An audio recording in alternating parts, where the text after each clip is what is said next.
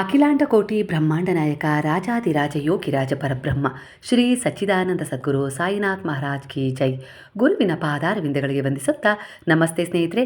ಇವತ್ತಿನ ಟ್ಯಾರೋ ರೀಡಿಂಗಲ್ಲಿ ಬಾಬಾರವರು ನಿಮ್ಮ ಜೀವನ ಒಂದು ಒಳ್ಳೆಯ ರೀತಿಯಲ್ಲಿ ಪರಿಪೂರ್ಣಗೊಳ್ಳಬೇಕು ಅಂದರೆ ಯಾವ ರೀತಿಯ ಒಂದು ಪರಿವರ್ತನೆಯನ್ನು ನೀವು ತಗೊಳ್ಬೇಕು ಅನ್ನುವ ರೀತಿಯಲ್ಲಿ ಇವತ್ತಿನ ಉಪದೇಶ ಇರುತ್ತೆ. ಅಂದರೆ ನಿಮ್ಮ ಜೀವನಕ್ಕೆ ಏನೆಲ್ಲ ಸಿಕ್ಕಿದೆಯೋ ಹಾಗೆ ನೀವು ಇವತ್ತು ಏನಾಗಿದ್ದೀರೋ ಅದಕ್ಕೆ ಒಂದು ಗ್ರ್ಯಾಟಿಟ್ಯೂಡ್ ಅನ್ನೋದನ್ನು ನೀವು ಬೆಳೆಸ್ಕೊಂಡ್ರೆ ನಿಮ್ಮ ಜೀವನದಲ್ಲಿ ಇನ್ನೂ ಎಷ್ಟು ಉತ್ತಮವಾದದನ್ನು ನೀವು ಸೆಳ್ಕೊಳ್ಳೋಕ್ಕೆ ಸಾಧ್ಯ. ಸ್ನೇಹಿತರೆ, ಎಂದಿನಂತೆ ಇದೊಂದು ಟೈಮ್ಲೆಸ್ ಜನರಲ್ ರೀಡಿಂಗ್ ಆಗಿರುತ್ತೆ. ಹಾಗೆ ಇದು ಕನೆಕ್ಟಿವ್ ಎನರ್ಜಿಯಲ್ಲಿರುತ್ತೆ. ಯಾವ ಸಮಯದ ಎನರ್ಜಿಯ ಪ್ರಕಾರ ಈ ರೀಡಿಂಗ್ನ ನೋಡ್ತಾ ಹೋಗ್ತಾರೆ ಖಂಡಿತ ಈ ಎನರ್ಜಿ ನಿಮ್ಮ ಎನರ್ಜಿಗೆ ಕನೆಕ್ಟ್ ಆಗುತ್ತೆ. ನಿಮ್ಮ ಮನಸ್ಸಿನ ಅನೇಕ ರೀತಿಯ ಗೊಂದಲಗಳಿಗೆ ಉತ್ತರವಾಗುತ್ತೆ. ಮೊದಲನೇದಾಗಿ ಬಾಬಾ ಇಲ್ಲಿ ನಿಮಗೆ ಸೆಲೆಬ್ರೇಟ್ ಅಂದರೆ ನಿಮ್ಮ ಜೀವನದಲ್ಲಿ ಒಂದು ಶುಭ ಸುದ್ದಿ ನಿಮ್ಮನ್ನು ಬಂದು ಸೇರುತ್ತೆ. ಅಂದರೆ ನೀವು ಯಾವ ವಿಚಾರದಲ್ಲಿ ಒಂದು ಒಳ್ಳೇದಾಗಬೇಕು, ಪರಿವರ್ತನೆ ಸಿಗಬೇಕು, ಬದಲಾವಣೆ ಆಗಬೇಕು ಅಂತೇಳಿ ಬಹಳ ಪರಿತಪಿಸ್ತಾ ಇದ್ರು, ಒಂದು ಪ್ರಾರ್ಥನೆಯನ್ನು ಇಟ್ಟಿದ್ರು, ಸಂಕಲ್ಪವನ್ನು ಮಾಡಿದ್ರು, ಮ್ಯಾನಿಫೆಸ್ಟ್ ಮಾಡಿದ್ರು. ಅಂದರೆ ಗುರುವಿನಲ್ಲಿ ಆ ವಿಚಾರವನ್ನು ಶರಣಾಗಿಸಿ ನೀವು ನಿಮ್ಮ ಪ್ರಾಮಾಣಿಕ ಪ್ರಯತ್ನ ಮಾಡಿದ್ರಲ್ಲ, ಆ ಶ್ರದ್ಧೆ, ಆ ಒಂದು ಪ್ರಯತ್ನ ವ್ಯರ್ಥ ಆಗಿಲ್ಲ. ಶ್ರದ್ಧೆ ಅಂದ್ರೇ ಸ್ವರ್ಗ ಅನ್ನೋ ರೀತಿಯಲ್ಲಿ ಬಾಬಾ ಹೇಳ್ತಿದ್ದಾರೆ. ನೀನು ಶ್ರದ್ಧೆಯನ್ನು ಆರಿಸ್ಕೊಂಡಿದೆಯಾ ಅಂದರೆ ಸಬೂರಿ, ಶ್ರದ್ಧೆ, ಸಂಯಮ ಇವೆಲ್ಲ ಒಂದು ವಿಚಾರಗಳು ನಿಮ್ಮನ್ನು ಸ್ವರ್ಗದಂಥ ಅನುಭವಕ್ಕೆ ಜಾರಿಸ್ತವೆ. ಸ್ವಲ್ಪ ನಿಮಗೆ ಏರಿಳಿತ ಉಂಟಾಗ್ಬೋದು, ಆದರೆ ಆ ಪದಗಳು ಎಷ್ಟು ಒಂದು ಅಭೂತಪೂರ್ಣವಾದ ಅರ್ಥವನ್ನು ಕೊಡ್ತಾ ಇದ್ದಾವಲ್ವ, ಅದೇ ರೀತಿ ಆ ಒಂದು ವಿಚಾರವನ್ನು ನೀವು ನಂಬಿದಾಗ ಅಂದರೆ ಆ ಶ್ರದ್ಧೆ, ಆ ಒಂದು ಸಂಯಮ, ಈ ರೀತಿಯಾದ ಒಂದು ವಿಚಾರಗಳಿಗೆ ನೀವು ಕನೆಕ್ಟ್ ಆದಾಗ ಅದು ಅದರದ್ದೇ ಆದ ಒಂದು ಶ್ರೇಷ್ಠ ಅನುಭವವನ್ನು ನಿಮ್ಮ ಜೀವನಕ್ಕೆ ತಂದುಕೊಡುತ್ತೆ ಅನ್ನೋ ರೀತಿ ಇಲ್ಲಿ ವಿಚಾರ ಬರ್ತದೆ. ಒಟ್ಟಾರೆಯಾಗಿ ಈ ಸಮಯದಲ್ಲಿ ನೀವು ಒಂದು ಸೆಲೆಬ್ರೇಟ್ ಮಾಡುವ ಅವಕಾಶವನ್ನು ಪಡ್ಕೊಳ್ತೀರಾ. ನೀವು ಯಾವ ವಿಚಾರದಲ್ಲಿ ಒಂದು ಒಳ್ಳೇದು ಬೇಕು ಅಂತೇಳಿ ಅಂದ್ಕೊಂಡಿದ್ರಲ್ಲ ಅದು ನಿಮ್ಮ ಜೀವನದಲ್ಲಿ ನಡೆಯುತ್ತೆ. ನಾನು ಮಾಡಿದೆ ಅನ್ನೋದಕ್ಕಿಂತ ಒಂದು ಕೃತಜ್ಞತಾ ಭಾವವನ್ನು ಭಗವಂತನಿಗೆ ಸಲ್ಲಿಸೋದ್ರಿಂದ ನೀವು ಇನ್ನೂ ಹೆಚ್ಚಿನದನ್ನು ಪಡ್ಕೊಳ್ತೀರಾ ಅನ್ನೋ ರೀತಿಯಲ್ಲಿ ಇಲ್ಲಿ ವಿಚಾರ ಕೂಡ ರೆಸನೇಟ್ ಆಗ್ತದೆ. ಒಟ್ಟಾರೆಯಾಗಿ ಕೆಲವರ ಎನರ್ಜಿಯ ಪ್ರಕಾರ ಇಲ್ಲಿ ನೀವು ಗುರುವಿನ ಪಾದಗಳಲ್ಲಿ ಶರಣಾಗಿದ್ದರೂ ಆಗದೇ ಇದ್ರೂ ದೇವರನ್ನು ನಂಬಲಿ, ದೇವರನ್ನು ನಂಬದೇ ಇರಲಿ, ಆದರೂ ಇಲ್ಲಿ ಒಂದು ಮೆಸೇಜ್ ನಿಮಗೆ ಸಿಗ್ತಾ ಇದೆ. ಎಲ್ಲವೂ ನನ್ನ ಯೋಜನೆಯಂತೆಯೇ ನಡೆಯುತ್ತಿದೆ. ನೀವು ಕೇವಲ ಆ ಒಂದು ವಿಚಾರಗಳಿಗಾಗಿರ್ಬೋದು, ಆ ಒಂದು ಯಶಸ್ಸಿಗಾಗಿರ್ಬೋದು, ಆ ಸೋಲಿಗಾಗಿರ್ಬೋದು ಸಾಕ್ಷಿಯಾಗಿರ್ತೀರಾ ಅಷ್ಟೇ ಅನ್ನೋ ರೀತಿಯಲ್ಲಿ ಇಲ್ಲಿ ಗುರುವಿನಿಂದ ಒಂದು ಅದ್ಭುತವಾದ ಮೆಸೇಜ್ ಸಿಗ್ತಾ ಇದೆ. ಅಲ್ಲಿಗೆ ಅರ್ಥ ಮಾಡ್ಕೊಳ್ಳಿ. ಅಂದರೆ ನಾನೇ ಮಾಡೋದು, ನನ್ನ ಕೈಯಲ್ಲೇ ಆ ವಿಚಾರ ಇರೋದು, ನನ್ನ ಕೈಯಲ್ಲೇ ಅವರ ಒಂದು ಹಿಡಿತ ಇರೋದು ಅನ್ನೋ ರೀತಿಯಲ್ಲಿ ನೀವೇನು ಅಂದ್ಕೊಳ್ತಾ ಇದ್ದೀರಲ್ಲ ಈ ಸಂದರ್ಭದಲ್ಲಿ ಅದು ತಪ್ಪು ಅಂತ ಬರ್ತಾ ಇದೆ. ಅಂದರೆ ಇಲ್ಲಿ ನೀವೆಷ್ಟು ಅದನ್ನು ಗಟ್ಟಿಯಾಗಿ ಹಿಡ್ಕೊಳ್ಳೋಕ್ಕೆ ಇಷ್ಟಪಡ್ತಿರಲ್ಲ, ಆ ವಿಚಾರ ಆಗಿರ್ಬೋದು, ಆ ಸಂಬಂಧ ಆಗಿರ್ಬೋದು, ಅದು ಎಲ್ಲೋ ಒಂದು ರೀತಿಯಲ್ಲಿ ನಿಮ್ಮ ಕೈಯಿಂದ ನುಣುಚ್ಕೊಂಡು ಹೋಗ್ತಾನೆ ಇರುತ್ತೆ. ಆದರೆ ನಿಮಗದು ಅರ್ಥ ಆಗೋದಿಲ್ಲ. ಹಾಗಾಗಿ ಇಲ್ಲಿ ಹಿಡಿದಿಡುವ ಪ್ರಯತ್ನಕ್ಕಿಂತ ನೀವು ಪ್ರಯತ್ನ ನನ್ನದು, ಫಲ ನಿನ್ನದು ತಂದೆ ಅನ್ನೋ ರೀತಿಯಲ್ಲಿ ದೇವರಿಗೆ ಶರಣಾಗಿಸಿದಾಗ, ಗುರುವಿಗೆ ಶರಣಾದಾಗ ಅದರದ್ದೇ ಆದ ರೀತಿಯಲ್ಲಿ ನಿಮಗೆ ಜೀವನದಲ್ಲಿ ಪ್ರತಿಫಲ ಸಿಗಲಿಕ್ಕೆ ಶುರುವಾಗುತ್ತೆ ಒಂದು ಒಳ್ಳೆಯದರ ಮೂಲಕ. ಹಾಗೆ ಇಲ್ಲಿ ನಾನು ಹೆಚ್ಚು, ನೀನು ಹೆಚ್ಚು ಅನ್ನುವ ಭಾವನೆಯನ್ನು ನೀವು ಯಾವಾಗ ನಿಮ್ಮ ಮನಸ್ಸಲ್ಲಿ ಇಟ್ಕೊಳ್ತೀರೋ ಅಲ್ಲಿ ಸಂಬಂಧಗಳು ಹದಗೆಡ್ತಾ ಬರ್ತವೆ. ಎಲ್ಲ ಸರಿಯಿದ್ದು ಕೂಡ ನಿಮ್ಮ ಜೀವನದಲ್ಲಿ ಕೆಲವು ಸಮಸ್ಯೆಗಳನ್ನು ಎದುರಿಸ್ತಾ ಇದ್ದೀರಾ ಅಂದರೆ ಈ ಒಂದು ವಿಚಾರದಿಂದ. ಇಲ್ಲ ನೀವು ಮಾಡಿದ್ದನ್ನು ನಿಮ್ಮ ಮನೆಯವರು ಒಪ್ಕೊಳ್ತಾ ಇಲ್ಲ, ಇಲ್ಲ ಅವ್ರು ಮಾಡಿದ್ದನ್ನು ನೀವು ಒಪ್ಕೊಳ್ತಾ ಇಲ್ಲ. ಕೆಲವೊಂದು ಸರಿ ಈ ರೀತಿಯ ವ್ಯತಿರಿಕ್ತ ಪರಿಸ್ಥಿತಿಗಳು ಮೂರನೆಯವರು ನಿಮ್ಮ ಜೀವನಕ್ಕೆ ಎಂಟ್ರಿ ಕೊಡುವ ಹಾಗೆ ಆಗಿದೆ, ಅಂದರೆ ಬರುವ ಹಾಗಾಗಿದೆ.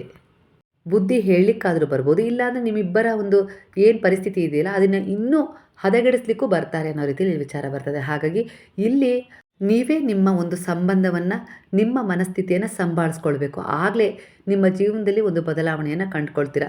ಎಲ್ಲಿಯವರೆಗೂ ನೀವು ನಿಮ್ಮನ್ನು ಅರ್ಥ ಮಾಡ್ಕೊಳ್ಳೋದಿಲ್ಲ ಅಲ್ಲಿಯವರೆಗೂ ಕೆಲವೊಂದು ಸಾರಿ ನೋವು, ಕೆಲವೊಂದು ಸಾರಿ ಸಮಸ್ಯೆಗಳು ನಿಮ್ಮನ್ನು ಕಾಡ್ತಾ ಇರ್ತವೆ, ಅವುಗಳನ್ನು ಎದುರಿಸಲೇಬೇಕಾಗತ್ತೆ. ಹಾಗಾಗಿ ವಾಸ್ತವ ಪರಿಸ್ಥಿತಿಯನ್ನು ಅರ್ಥ ಮಾಡ್ಕೊಳ್ಳಿ ಅನ್ನೋ ರೀತಿಯಲ್ಲಿ ಇಲ್ಲಿ ಬಾಬಾ ನಿಮಗೆ ಒಂದು ಮೆಸೇಜನ್ನು ಕೊಡ್ತಾ ಇದ್ದಾರೆ. ಯಾರಿಗಾದರೂ ನೀವು ಸಹಾಯ ಮಾಡಿದಾಗ ಅವರು ಬಂದು ಧನ್ಯವಾದಗಳನ್ನು ಅರ್ಪಿಸಿದಾಗ ನಿಮ್ಮಲ್ಲಿ ಈಗೋ ಉಂಟಾಗಬಾರ್ದು. ಅದಕ್ಕೆ ಬದಲಾಗಿ ಆ ಧನ್ಯವಾದವನ್ನು ಸ್ವೀಕರಿಸಬೇಕು, ಅದನ್ನು ದೂರನೂ ತಳ್ಳಬಾರ್ದು. ಧನ್ಯವಾದವನ್ನು ಸ್ವೀಕರಿಸಿದಾಗ, ಆ ಥ್ಯಾಂಕ್ಸ್ ಅಂತ ಹೇಳ್ತಾರಲ್ಲ, ಅದನ್ನು ಸ್ವೀಕರಿಸಿದಾಗ ಅದರದ್ದೇ ಆದ ಒಂದು ಎನರ್ಜಿ ನಿಮ್ಮನ್ನು ಇನ್ನೂ ಉನ್ನತವಾಗಿಸುತ್ತೆ, ವಿಶೇಷವಾಗಿಸುತ್ತೆ ಅನ್ನೋ ರೀತಿಯಲ್ಲಿ ಬರ್ತದೆ. ಹಾಗೆ ನಿಮಗೆ ಯಾರಾದರೂ ಸಹಾಯ ಮಾಡಿದರೂ ಕೂಡ ನೀವು ಕೂಡ ಅಷ್ಟೇ ಒಂದು ಮನಃಪೂರ್ವಕವಾಗಿ ಅವರಿಗೆ ಒಂದು ಕೃತಜ್ಞತೆಯನ್ನು, ಒಂದು ಧನ್ಯವಾದಗಳಿಂದ ಒಂದು ಥ್ಯಾಂಕ್ಸನ್ನು ಹೇಳುವ ಅಭ್ಯಾಸವನ್ನು ಇಟ್ಕೊಂಡ್ರೆ ನಿಮ್ಮ ಜೀವನದಲ್ಲಿ ನೀವು ಅಂದ್ಕೊಂಡದ್ದಕ್ಕಿಂತ ಹೆಚ್ಚಾಗಿ ನಿಮ್ಮ ಜೀವನ ವಿಶೇಷವಾಗುತ್ತೆ ಅನ್ನೋ ರೀತಿಯಲ್ಲಿ ಇಲ್ಲಿ ಬಾಬಾ ಕೆಲವು ಪಾಠಗಳನ್ನು ನಿಮಗೆ ಕಲಿಸಲಿಕ್ಕೆ ಇಷ್ಟಪಡ್ತಿದ್ದಾರೆ. ಅಂದರೆ ನಿಮ್ಮ ಸುತ್ತಮುತ್ತ ದಿನನಿತ್ಯ ನೀವು ನಡೆದುಕೊಳ್ಳುವಂಥ ರೀತಿ ನೀತಿಗಳನ್ನು ನೀವು ಬದಲಾಯಿಸ್ಕೊಳ್ಬೇಕು. ಇಲ್ಲಾಂದರೆ ಒಂದೊಂದು ಸರಿ ಏನಾಗುತ್ತೆ ಅಂದರೆ ನೀವು ಚಿಕ್ಕವರಿದ್ದಾಗ ನಿಮ್ಮ ಅಪ್ಪ ಅಮ್ಮ ಇಲ್ಲ ಇನ್ಯಾವುದೇ ರೀತಿಯ ಒಂದು ಸಂಬಂಧ, ಸುತ್ತಮುತ್ತ ವಾತಾವರಣ ಆಗಿರ್ಬೋದು, ಅಕ್ಕ ಅಣ್ಣ ತಮ್ಮ ಈ ರೀತಿಯವರ ಜೊತೆ ಜೊತೆ ಬೆಳೆದಾಗ ಏನಾಗಿರುತ್ತೆ, ಅವರಲ್ಲಿರುವ ಒಂದು ಕೆಲವು ನೆಗೆಟಿವ್ ಗುಣಗಳನ್ನು ಕೂಡ ನೀವು ನೋಡಿ ನೋಡಿ ಬೆಳೆದಿರ್ತೀರಲ್ಲ. ಹಾಗಾಗಿ ಕೆಲವೊಂದು ಸಾರಿ ಆ ಅತೃಪ್ತಿ ಅನ್ನೋದು ನಿಮ್ಮ ಜೀವನದಲ್ಲಿ ಈಗ ತೃಪ್ತಿ ಇಲ್ಲದಂತೆ ಮಾಡಿದೆ ಅನ್ನೋ ರೀತಿಯಲ್ಲಿ ಅದನ್ನೇ ಕೆಲವೊಂದು ಸಾರಿ ಅನುಕರಣೆ ಮಾಡ್ತೀರಲ್ಲ, ನೆನಪು ಮಾಡ್ಕೊಳ್ತೀರ. ಆಗ ಏನಾಗುತ್ತೆ, ನಿಮ್ಮ ಜೀವನದಲ್ಲಿ ನೀವು ಎಷ್ಟು ಒಂದು ಪೀಸ್ಫುಲ್ ಆಗಿದ್ರೂ ಕೂಡ ಕೆಲವೊಂದು ಸಾರಿ ಅನವಶ್ಯಕವಾಗಿ ಅತೃಪ್ತಿಯ ಕಾರಣ ನಿಮ್ಮ ಜೀವನದಲ್ಲೇ ಕೆಲವು ಸಮಸ್ಯೆಗಳನ್ನು ನೀವು ಸೃಷ್ಟಿ ಮಾಡ್ಕೊಳ್ತಾ ಇದ್ದೀರಾ ಅನ್ನೋ ರೀತಿಯಲ್ಲಿ. ಅಂದರೆ ಅನುಕರಣೆಯ ಸ್ವಭಾವ ಕೆಲವರಲ್ಲಿ ಕೆಲವು ಒತ್ತಡಗಳನ್ನು ಈ ಸಮಯದಲ್ಲಿ ತರ್ತಾ ಇದೆ. ಅಂದರೆ ನಮ್ಮಪ್ಪ ಹೀಗೆ ಮಾಡ್ತಾಯಿದ್ರು, ನಮ್ಮಮ್ಮ ಹೀಗೆ ಮಾಡ್ತಾಯಿದ್ರು, ನಾನು ಹಾಗೆ ಮಾಡೋದು, ನಾನು ಹಾಗೆ ನಡ್ಕೊಳ್ಳೋದು ಅನ್ನೋ ರೀತಿಯಲ್ಲಿ. ಅಂದರೆ ಅವರ ಸ್ಥಿತಿ ಹೇಗಿತ್ತೋ ಅವರ ಒಂದು ನಡವಳಿಕೆ ಆ ಸಮಯದಲ್ಲಿ ಹಾಗಿರುತ್ತೆ. ಆದರೆ ನೀವು ಅದನ್ನು ನೋಡಿ ಬೆಳೆದಿರೋದ್ರಿಂದ ನೀವು ಕೆಲವೊಂದು ಸಾರಿ ಅದನ್ನು ತುಂಬ ಅಟ್ಯಾಚ್ಮೆಂಟ್ ಮಾಡಿಕೊಂಡು ನಿಮ್ಮ ಜೀವನದಲ್ಲಿ ಈಗಿರುವ ಕೆಲವು ಸಂಬಂಧಗಳನ್ನು ಹದಗೆಡಿಸ್ಕೊಳ್ತಾ ಇದ್ದೀರಾ. ಇದು ಎಲ್ಲೋ ಒಂದು ರೀತಿಯಲ್ಲಿ ನೀವು ಒತ್ತಡವನ್ನು ಹೇರುವ ರೀತಿ ಆಗ್ತಾ ಇದೆ ಇನ್ನೊಬ್ಬರಿಗೆ ಅನ್ನೋ ರೀತಿಯಲ್ಲಿ ಬರ್ತದೆ. ಇಲ್ಲ ಆ ಒತ್ತಡದ ಕಾರಣ ನೀವು ಕೂಡ ಕೆಲವೊಂದು ಸಾರಿ ಅತೃಪ್ತಿಗೆ ಒಳಗಾಗಿದ್ದೀರಾ.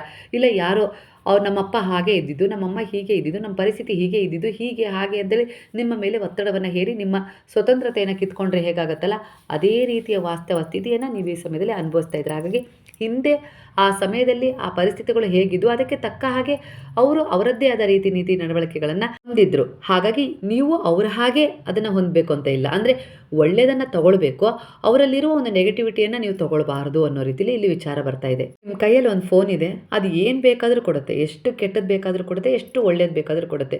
ನೀವೇನು ತಗೊಳ್ತೀರಿ ಅನ್ನೋದ್ರ ಮೇಲೆ ನಿಮ್ಮ ಜೀವನ ರೂಪುಗೊಳ್ಳುತ್ತೆ ಅಂತಾರಲ್ಲ, ಅದೇ ರೀತಿ. ಹಾಗಾಗಿ ನಿಮಗೆ ಸಣ್ಣವರಿದ್ದಾಗಿಂದ ಇಲ್ಲಿಯವರೆಗೂ ಕೆಟ್ಟವರು ಎದುರಾಗಿದ್ದಾರೆ, ಕೆಟ್ಟ ಪಾತ್ರಗಳನ್ನು ನೋಡಿದ್ದೀರಾ, ಹಾಗೆ ಕೆಟ್ಟ ನೀತಿ ನಡವಳಿಕೆಗಳನ್ನು ಕಂಡಿದ್ದೀರಾ, ಅದರಲ್ಲಿ ಒಳ್ಳೆಯದನ್ನು ಕಂಡಿದ್ದೀರಾ, ಹಾಗೆ ಒಳ್ಳೆಯ ರೀತಿಯಲ್ಲಿ ಜೀವನ ಮಾಡಿದವರನ್ನು ನೋಡಿದ್ದೀರಾ. ಈ ರೀತಿಯಾಗಿ ನೀವು ಏನನ್ನು ನಿಮ್ಮ ಜೀವನದಲ್ಲಿ ತಗೊಳ್ತೀರಲ್ಲ ಪಾಸಿಟಿವ್ ಆಗಿ, ಅದು ನಿಮ್ಮ ಜೀವನವಾಗಿ ಬಿಂಬಿಸ್ಕೊಳ್ತೀರಾ ನೀವು ಮುಂದೆ ಅನ್ನೋ ರೀತಿಯಲ್ಲಿ ಇಲ್ಲಿ ವಿಚಾರ ಬರ್ತಾ ಇದೆ ಗುರುವಿನ ಉಪದೇಶವಾಗಿ. ಅಂದರೆ ನೀವು ಏನನ್ನು ಕೊಡ್ತೀರಲ್ಲ ಅದು ನಿಮಗೆ ಮರಳಿ ಮರಳಿ ಸಿಗ್ತಾ ಹೋಗುತ್ತೆ. ಜೀವನ ಪಾಠನೂ ಹೌದು, ಒಂದು ಅನುಭವವೂ ಹೌದು. ಅದು ಒಂದು ಸರ್ಟಿಫಿಕೇಟ್ ಕೊಡೋದಿಲ್ಲ ಹಾಳೆಯ ರೂಪದಲ್ಲಿ. ನೀವು ಶಾಲೆಯಲ್ಲಿ ವಿದ್ಯೆ ಕಲಿತೀರಲ್ಲ ಆ ಸಮಯದಲ್ಲಿ ಒಂದು ಸರ್ಟಿಫಿಕೇಟ್ ಸಿಗುತ್ತಲ್ಲ, ಆ ರೀತಿ ಕೊಡೋದಿಲ್ಲ. ನಿಮ್ಮ ದಿನನಿತ್ಯದ ಜೀವನ ಶೈಲಿಯಲ್ಲಿ ನೀವು ಯಾವ ರೀತಿ ಒಂದು ಪಾಠವನ್ನು ಕಲಿತೀರಲ್ಲ ಅದು ನಿಮ್ಮ ಒಂದು ಭವಿಷ್ಯವನ್ನು ರೂಪಿಸಿಕೊಡುವ ಅನುಭವಕ್ಕೆ ಸಾಕ್ಷಿ ಆಗುತ್ತೆ ಅನ್ನೋ ರೀತಿ. ಅಂದರೆ ಇವತ್ತಿನ ನಿಮ್ಮ ಅನುಭವ ನಿಮ್ಮ ಭವಿಷ್ಯ, ನಿಮ್ಮ ಜೀವನವನ್ನು ರೂಪಿಸಿಕೊಡ್ತಾ ಹೋಗುತ್ತೆ, ನಿಮ್ಮ ವ್ಯಕ್ತಿತ್ವವನ್ನು ರೂಪಿಸಿಕೊಡ್ತಾ ಹೋಗುತ್ತೆ, ಒಟ್ಟಾರೆಯಾಗಿ ನಿಮ್ಮನ್ನು ನಿಮಗೆ ಪರಿಚಯ ಮಾಡಿಸುತ್ತೆ ಅನ್ನೋ ರೀತಿಯಲ್ಲಿ ಇಲ್ಲಿ ವಿಚಾರ ಬರ್ತದೆ.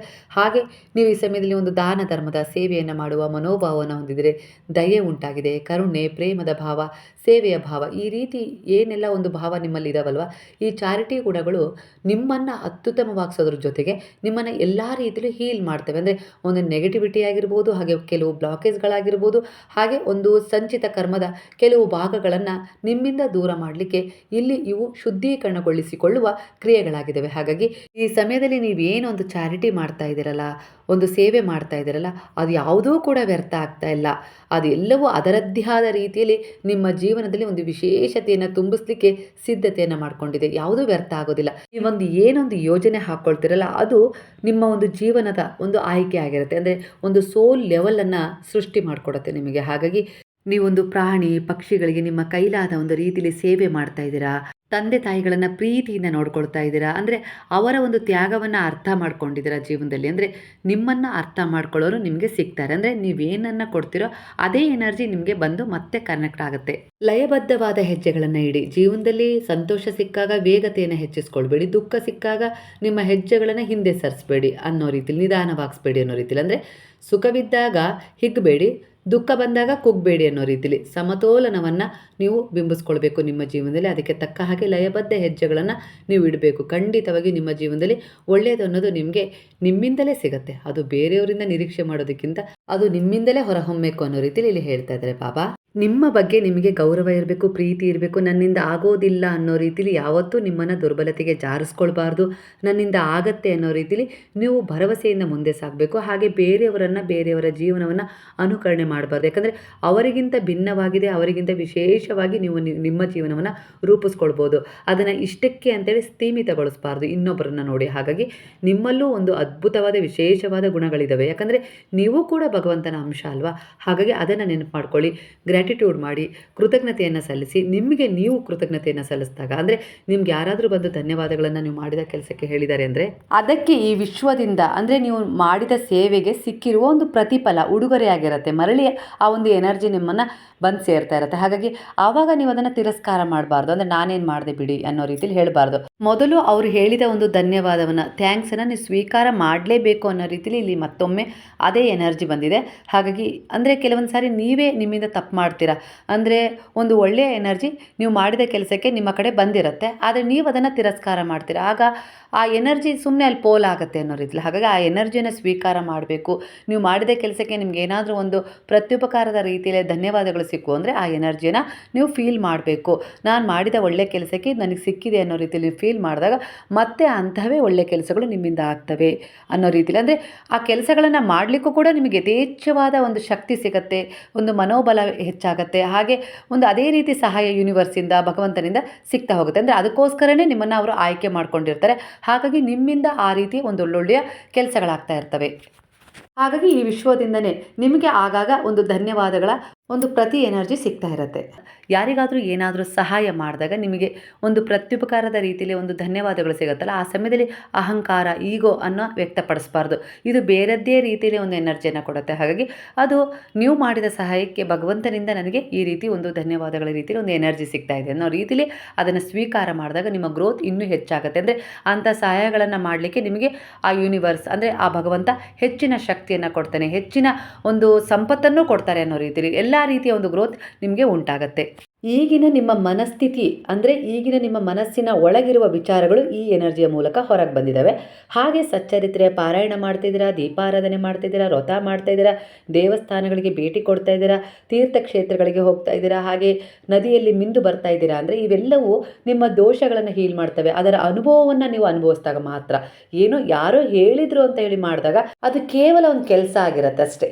ಅದನ್ನು ಮನಃಪೂರ್ವಕವಾಗಿ ಅನುಭವಿಸಿ ನೀವು ಮಾಡಿದಾಗ ಅನುಭವಕ್ಕೆ ತಕ್ಕ ಹಾಗೆ ಬೇರೆದ್ದೇ ರೀತಿಯ ಒಂದು ಎನರ್ಜಿ, ಅಂದರೆ ನೀವು ಅದನ್ನು ಯಾಕೆ ಮಾಡ್ತಾ ಇದ್ದೀರಲ್ಲ, ಅದರ ಉದ್ದೇಶ ಏನಿರುತ್ತಲ್ಲ, ಆ ಉದ್ದೇಶಕ್ಕೆ ತಕ್ಕ ಹಾಗೆ ಆ ಭಗವಂತನ ಆಶೀರ್ವಾದ, ಈ ವಿಶ್ವದ ಎನರ್ಜಿ ನಿಮ್ಮ ಎನರ್ಜಿಯ ಜೊತೆ ಕನೆಕ್ಟ್ ಆಗುತ್ತೆ ಸ್ನೇಹಿತರೆ. ಹಾಗಾಗಿ ಕೃತಕವಾಗಿ ಅಲ್ಲ, ಮನಃಪೂರ್ವಕವಾಗಿ ಆ ವಿಚಾರಗಳ ಎನರ್ಜಿಗೆ ಕನೆಕ್ಟ್ ಆಗಿ ಮಾಡಿದಾಗ ಖಂಡಿತವಾಗಿಯೂ ಅದು ಅದರದ್ದೇ ಆದ ಒಂದು ಪ್ರತಿಫಲವನ್ನು ನೀವು ಬಯಸಿದ ರೀತಿಯಲ್ಲಿ ಕೊಡುತ್ತೆ. ಅಂದರೆ ನೀವು ಏನಕ್ಕೆ ಸಂಕಲ್ಪ ಮಾಡಿ ಆ ಸೇವೆಯನ್ನು ಮಾಡಿದ್ರಿ, ಭಗವಂತನಿಗೆ ಯಾವ ಉದ್ದೇಶವನ್ನು ಇಟ್ಕೊಂಡು ನೀವು ಶರಣಾದ್ರಿ, ಆ ಸಮಯದಲ್ಲಿ ಆ ಎಲ್ಲ ರೀತಿಯ ಒಂದು ಎನರ್ಜಿಗೆ ಆ ಎನರ್ಜಿ ಕನೆಕ್ಟ್ ಆಗ್ತಾ ಹೋಗುತ್ತೆ. ಆಗ ನೀವು ಅಂದ್ಕೊಂಡಿದ್ದ ವಿಚಾರಗಳು ಬೇಗನೆ ಕೈಗೂಡ್ತಾ ಹೋಗ್ತವೆ.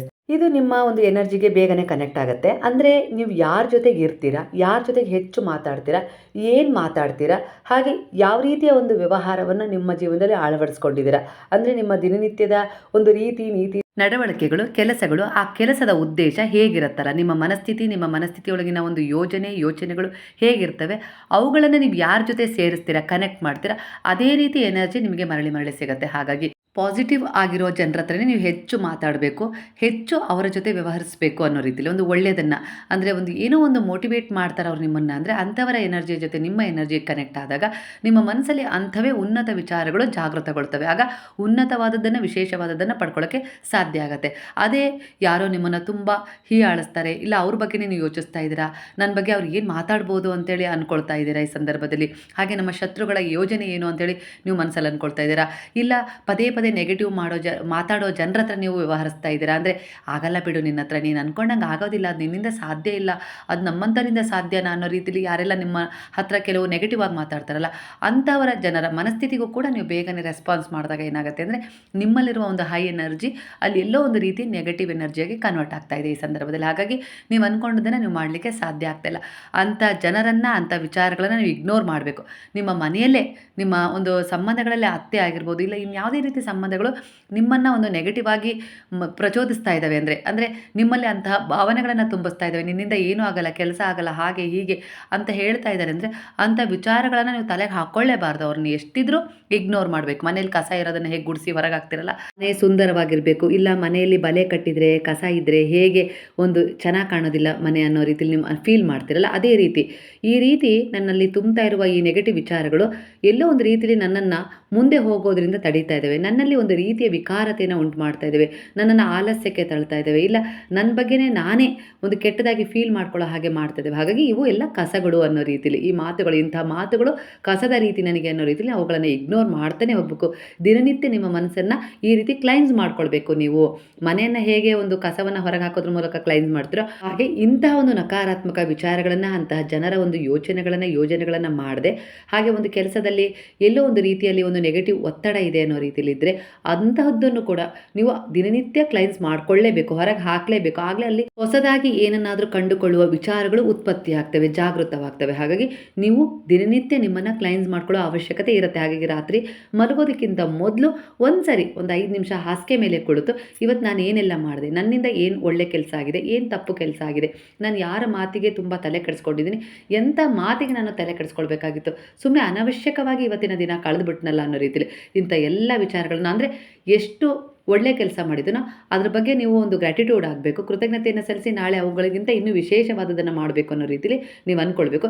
ಎಷ್ಟು ನಿಮ್ಮಿಂದ ಒಂದು ಆಲಸ್ಯವಾಗಿರೋ ಒಂದು ವಿಚಾರಗಳಾಗಿರ್ಬೋದು, ಇಲ್ಲ ಬೇರೆಯವರ ಮಾತನ್ನು ಕೇಳಿ ಒತ್ತಡಕ್ಕೆ ಒಳಗಾಗಿರೋ ವಿಚಾರ ಆಗಿರ್ಬೋದು, ಇಲ್ಲ ಯಾರ ಹತ್ರನೂ ಅನವಶ್ಯಕವಾಗಿ ಜಗಳ ಮಾಡಿದ್ರಿ, ಇಲ್ಲ ಏನೋ ಒಂದು ಸಮಸ್ಯೆ ಮಾಡ್ಕೊಂಡ್ರಿ, ಇಲ್ಲ ಅವ್ರ ಬಗ್ಗೆ ನೀವು ಮಾತಾಡಿದ್ರಿ, ಇಲ್ಲ ಯಾರದೋ ಬಗ್ಗೆ ಯಾರ ಹತ್ರನೂ ನಿಂತು ಮಾತಾಡ್ಬಿಟ್ನಲ್ಲ ನಾನು, ಅವ್ರ ಮಾತಿಗೆ ಪ್ರತಿಸ್ಪಂದಿಸಿ ನಾನು ಕೂಡ ಅದರಲ್ಲಿ ಒಂದು 4 ಮಾತಾಡಿ ಪಾತ್ರಧಾರಿ ಆಗಿಬಿಟ್ನಲ್ಲ, ಪಾಲುದಾರಿಕೆ ತೊಗೊಂಡ್ಬಿಟ್ನಲ್ಲ ಕೆಟ್ಟ ವಿಚಾರದಲ್ಲಿ ಅನ್ನೋ ರೀತಿಯಲ್ಲಿ ವಿಚಾರ ಕಾಡ್ತಾ ಇದ್ರೆ ಆ ಎಲ್ಲ ಗಿಲ್ಟನ್ನು ನೀವು ರಾತ್ರಿನೇ ಹೊರಗೆ ಹಾಕಿ ಮಲ್ಕೊಳ್ಬೇಕು. ಅಂದರೆ ಮನಸ್ಸಿಂದ ತೆಗೆದು ಬಿಡ್ಬೇಕು, ನಾನು ತೆಗೆದುಬಿಟ್ಟೆ, ಇದು ನನ್ನ ತಪ್ಪುಗಳಾಗಿದ್ವು, ಇವುಗಳನ್ನು ನಾನು ರಿಮೂವ್ ಮಾಡ್ತಾ ಇದ್ದೀನಿ, ಕಸದ ಬುಟ್ಟಿಗೆ ಹಾಕ್ತಾ ಇದ್ದೀನಿ, ನಾನು ಯಾವುದು ಒಳ್ಳೇದಿತ್ತು ಅದನ್ನು ನಾನು ಇವಾಗ ಇಟ್ಕೊಂಡಿದ್ದೀನಿ ನನ್ನ ಮನಸ್ಸಲ್ಲಿ, ಅದೇ ನಾನು ನಾಳೆ ಜಾಗೃತಗೊಳಿಸ್ಕೊಳ್ತೀನಿ, ನನ್ನ ಜೀವನದಲ್ಲಿ ಅಳವಡಿಸ್ಕೊಳ್ತೀನಿ ಅನ್ನೋ ರೀತಿಲಿ ನೀವು ಗ್ರ್ಯಾಟಿಟ್ಯೂಡ್ ಮಾಡಿದಾಗ ನಿಮಗೆ ನೀವು ಆಗ ನಿಮ್ಮ ಸುಪ್ತ ಮನಸ್ಸು ಅದನ್ನೇ ಜಾಗೃತ ಮಾಡಿಕೊಡುತ್ತೆ. ಅಂದರೆ ನೀವು ಎಷ್ಟು ಕೆಟ್ಟದನ್ನು ಹೊರಗೆ ಹಾಕಿದಿರಿ, ಎಷ್ಟು ಒಳ್ಳೆಯದನ್ನು ಕೂಡ್ಕೊಂಡಿದ್ದೀರಿ ಅನ್ನೋ ಲೆಕ್ಕಾಚಾರದ ಮೇಲೆ ನಿಮ್ಮ ಜೀವನ ಭವಿಷ್ಯ ರೂಪಿಸಿಕೊಡ್ತಾರೆ. ಅದು ಭಗವಂತ, ವಿಶ್ವ, ನೀವು ಯಾವ ಶಕ್ತಿಯನ್ನು ಅಂದ್ಕೊಳ್ತಾ ಇದ್ದೀರಲ್ಲ, ಗುರುಶಕ್ತಿ, ಈ ರೀತಿಯಾಗಿ ಇವೆಲ್ಲವೂ ನಿಮಗೆ ಈ ಸಮಯದಲ್ಲಿ ಮಾರ್ಗದರ್ಶನ ಮಾಡ್ತಿದ್ದಾವೆ, ನಿಮ್ಮ ಮನಸ್ಸನ್ನು ಸದೃಢವಾಗಿಸ್ತಾ ಇದ್ದಾವೆ. ಯಾಕಂದರೆ ಈ ಸಮಯದಲ್ಲಿ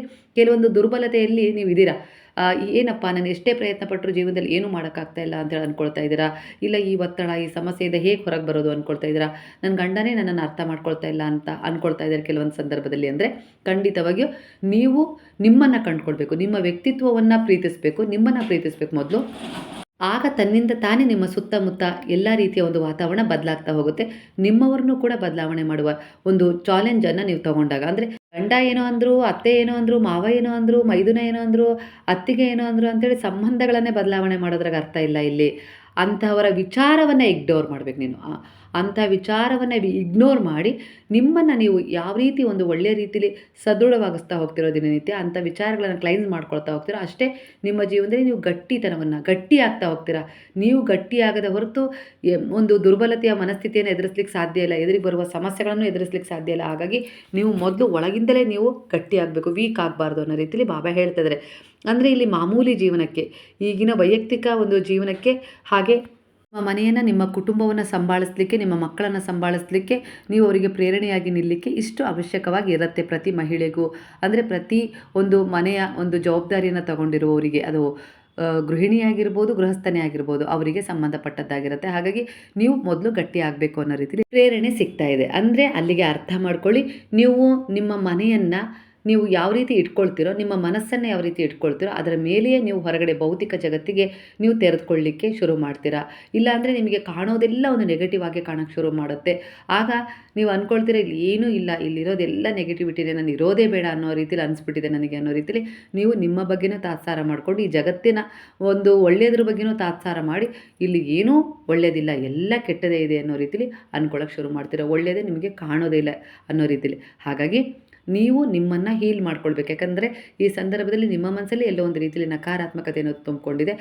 ಕೆಲವರು ವಿಚಾರಗಳು, ಕೆಲವರ ಯೋಜನೆಗಳ ಮೇಲೆ ನೀವು ಬಹಳ ಗಮನ ಕೊಡ್ತಾ ಇದ್ದೀರಾ, ಹಾಗಾಗಿ ನಿಮ್ಮನ್ನು ಕುಗ್ಗಿಸ್ಕೊಳ್ತಾ ಇದ್ದೀರಾ. ಹಾಗಾಗಿ ಕೆಲವು ವಿಚಾರಗಳನ್ನು, ಕೆಲವು ಜನರನ್ನು ಇಗ್ನೋರ್ ಮಾಡ್ತಾನೆ ಹೋಗಬೇಕು, ಕ್ಲೈನ್ಸ್ ಮಾಡ್ಕೊಳ್ತಾನೆ ಇರಬೇಕು ನಿಮ್ಮನ್ನು ನೀವು. ಆಗಲೇ ನೀವು ಜೀವನದಲ್ಲಿ ಮುಂದೆ ಹೋಗಲಿಕ್ಕೆ ಸಾಧ್ಯ, ಒಂದು ಒಳ್ಳೆಯದನ್ನು ಪಡ್ಕೊಳ್ಳೋಕ್ಕೆ ಸಾಧ್ಯ, ಹೊರಗಡೆ ಉತ್ತಮವಾದದ್ದು ಕೆಲಸದನ್ನೂ ಮಾಡೋಕ್ಕೆ ಸಾಧ್ಯ, ಉತ್ತಮವಾದ ಒಂದು ಸಾಧನೆಯನ್ನು ಮಾಡಲಿಕ್ಕೆ ಇದು ಪ್ರೇರಣೆ ಆಗುತ್ತೆ.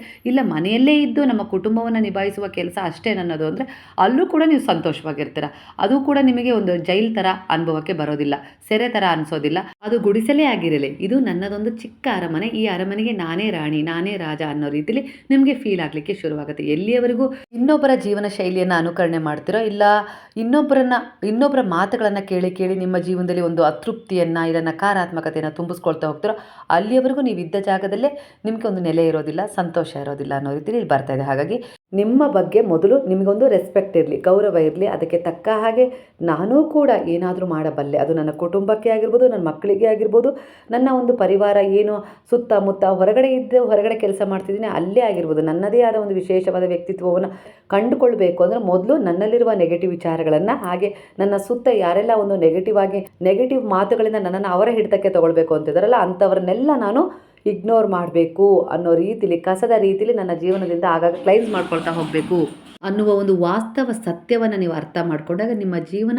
ಸರಳವಾಗಿ ಇದ್ದರೂ ಸುಂದರವಾಗಿ, ನೆಮ್ಮದಿಯಾಗಿ, ಹಾಗೆ ಆರೋಗ್ಯಭರಿತವಾಗಿ, ಹಾಗೆ ಎಲ್ಲ ರೀತಿಯಲ್ಲೂ ಒಂದು ಒಳ್ಳೆಯ ಅನುಭವಕ್ಕೆ ಜಾರುತ್ತೆ. ಒಳ್ಳೆಯ ಅನುಭವಕ್ಕೆ ನೀವು ಜಾರಿದಾಗ, ಫೀಲ್ ಮಾಡಿಕೊಂಡಾಗ ನಿಮ್ಮ ಜೀವನ ಉನ್ನತ ಸಾಧನೆಗಳಿಗೆ ಕಾರಣವಾಗುತ್ತೆ. ಅಂದರೆ ಉನ್ನತವಾದದನ್ನು ಆಕರ್ಷಣೆ ಮಾಡ್ಕೊಳ್ಳುತ್ತೆ, ವಿಶೇಷವಾದದನ್ನು ಪಡ್ಕೊಳ್ಳೋಕ್ಕೆ ಎಲ್ಲ ರೀತಿಯಲ್ಲೂ ಒಂದು ಸಜ್ಜಾಗುತ್ತೆ. ಸ್ವಚ್ಛವಾದ ಮನೆಯಲ್ಲಿ, ಒಂದು ಜಗಳ ಇಲ್ಲದೆ, ಒಂದು ವಾತಾವರಣ ಶುದ್ಧವಾಗಿರೋ ಮನೆಯಲ್ಲಿ ದೇವರು ನೆಲೆಯಾಗಿರ್ತಾರಲ್ಲ, ಅದೇ ರೀತಿ ನಿಮ್ಮ ಮನಸ್ಸಲ್ಲಿ ಭಗವಂತನ ವಾಸ ನೆಲೆಯಾಗತ್ತೆ. ಅಂದರೆ ಆಗ ನಿಮ್ಮ ಮನಸ್ಸಲ್ಲಿ ಒಂದು ಒಳ್ಳೊಳ್ಳೆಯ ಯೋಜನೆ ಮಾಡ್ತಾ ಹೋಗ್ತೀರೋ, ಆ ಯೋಜನೆಗಳೆಲ್ಲ ಕೈಗೂಡ್ತಾ ಹೋಗಿ ನೀವು ಗೆಲುವನ್ನು ಪಡ್ಕೊಳ್ತಾ ಹೋಗ್ತೀರ. ಸೋಲಾದಾಗಲೂ ಕೂಡ ನೀವು ಕುಗ್ಗೋದಿಲ್ಲ.